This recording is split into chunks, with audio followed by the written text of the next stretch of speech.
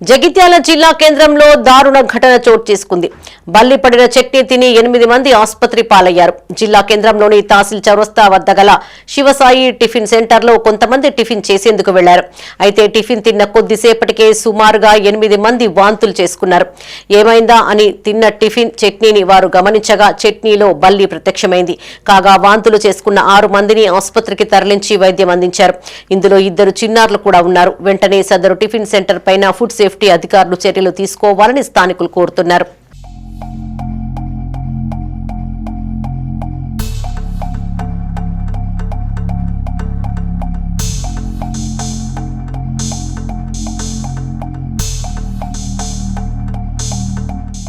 పేరు శిరీష. నేను హాస్పిటల్లో చూపించుకోవడానికి వచ్చాను. యాక్చువల్గా నేను ప్రెగ్నెంట్. సో చూపించుకున్న తర్వాత టిఫిన్ చేసి ఆఫ్టర్నూన్ టాబ్లెట్స్ వేసుకుందామని చెప్పి టిఫిన్ చేయడానికి వెళ్ళినాము. అక్కడ వెళ్ళిన తర్వాత నేను దోశ తీసుకున్నా. హాఫ్ తిన్న తర్వాత అందులో చట్నీలో బల్లి కనిపించింది.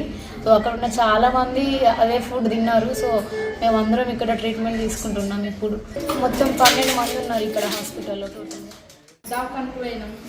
7 దవాఖానకు అయినాం. మా బిడ్డకు ఇట్లా ప్రెగ్నెంట్ అయిందా కాలేదంటే కన్ఫర్మ్ అయింది.